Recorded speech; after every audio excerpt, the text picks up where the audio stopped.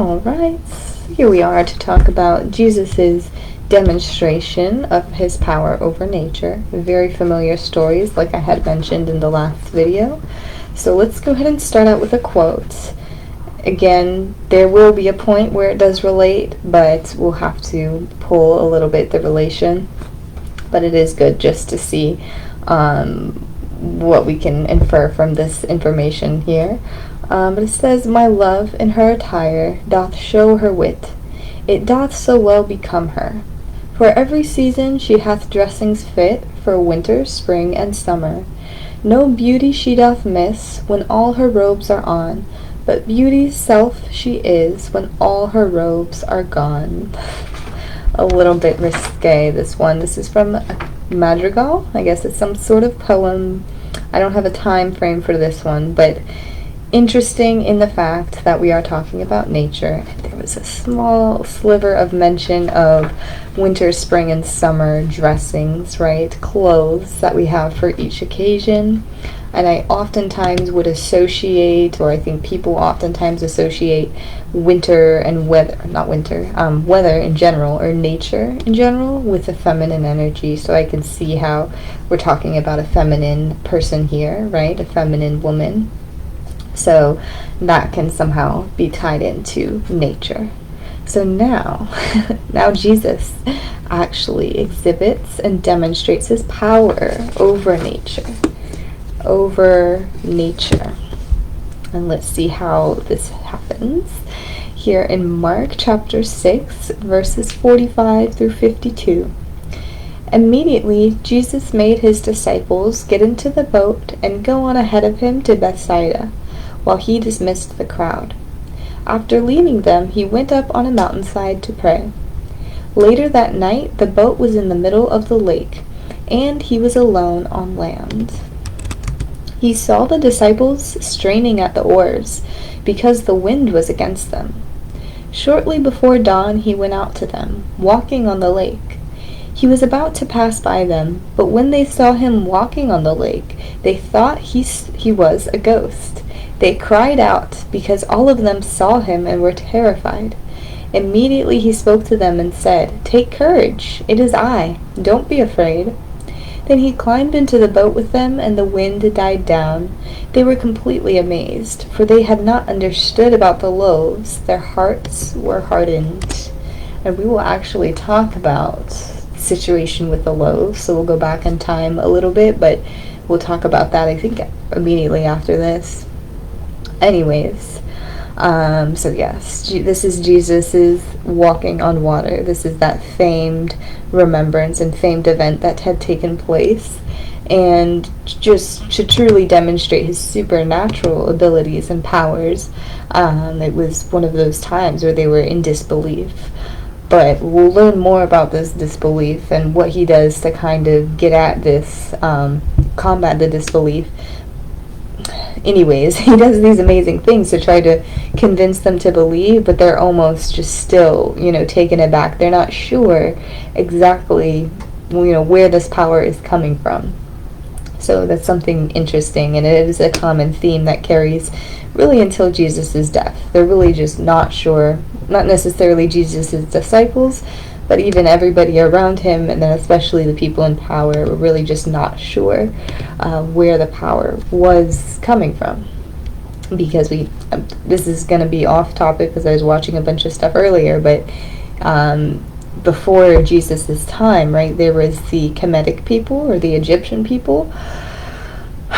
They were also called sons of God at that time, and they also demonstrated supernatural powers and had a lot of supernatural and spiritual powers that were also from God, actually, but people just didn't know how to relate. They were trying to tie everything to the laws of the religion and the prophecies of the religion, which oftentimes Jesus was right in line with, but it's just something, if you can't see it while it's right in front of you, it's something that can be observed in hindsight.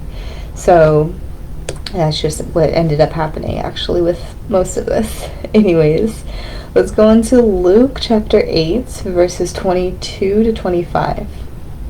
"So he replied to the messengers, 'Go back and report to John what you have seen and heard. The blind receive sight, the lame walk, those who have leprosy are cleansed, the deaf hear, and excuse me.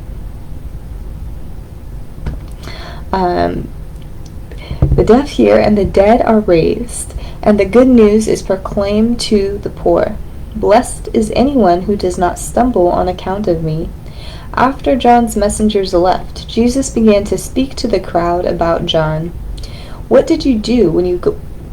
What did you go out into the wilderness to see? A reed swayed by the wind? If not, what did you go out to see? A man dressed in fine clothes? No, those who wear expensive clothes and indulge in luxury are in palaces. Okay, so this is a little bit interesting. I was thinking I might have copied and pasted it wrong, but I mean I could even correlate this into what we're talking about now. But let me just double check something here. It seems like I might have missed the other part where Jesus is calming the storm on the lake. Let's see here what I have.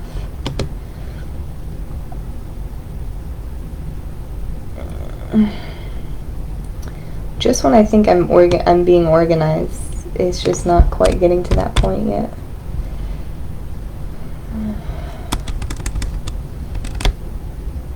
It would be strange that I didn't copy and paste the entire thing, unless we talk about that, the Jesus calming the storm. I know we've talked about it before, but maybe we... Hold on 1 second.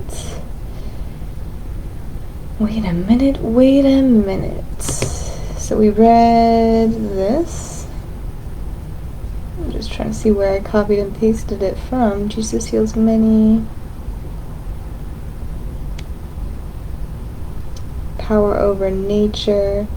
Okay, so that lines up with that. Let me just double check this.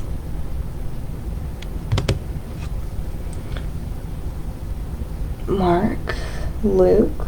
Yeah, okay, interesting. So I might be just remembering it from a different time of when we were supposed to talk about that, you know, the other story where he calms the waters. I think we did talk about it. That's what I'm remembering. Thinking I wrote it down recently or something. But anyways, let's go ahead and break down this and how it applies to Jesus demonstrating his power over nature. Because he did things that were unnatural, the ways that he was able to heal things was even more powerful than the ancient Kemetic people, how they healed people with the staff and things like that. So his ways were much more advanced and much more rapid and faster. So he healed the blind, he made the lame walk, so people who couldn't walk, they were walking. He cleansed people of leprosy and healed their ailments with their hearing. And he raised the dead. That was also a very, very important thing. He raised the dead and such and such. So all of these things have gone against the laws of nature. So that, of course, demonstrates his power over nature. And then he is talking towards the end here. He's talking to the crowd here about John, which was John the Baptist. He was not really taking a jab at him or making fun of him in any way. He was just wondering, trying to have them provoke thoughts and understandings about why John would go into the nature and why he was out there meditating and just living on the land. And he talked about, him maybe trying to find, God, or trying to seek something that was unusual or something like that. But yeah, he talks about people being in expensive clothes and how whatever. I don't really understand this to the full extent, but it does kind of tie into our quote. So maybe you guys can even break it down further than I can. I'm having just a little bit of trouble understanding this. I feel like I would have needed to read a little bit more context. This is the one thing about the way that these verses are structured in the back of this New International Bible. Sometimes they're a little out of place. If I were to construct this myself, it would definitely be a little bit different. There wouldn't be as much repetition, so I'm not literally copying and pasting things and from other times that we've talked about it, if for the sake of time, really. But anyways, let me just try to read this last part again. After John's messengers left, Jesus began to speak to the crowd about John. What did you go out into the wilderness to see? A reed swayed by the wind? If not, what did you go out to see? A man dressed in fine clothes? No, those who wear expensive clothes and indulge in luxury are in palaces.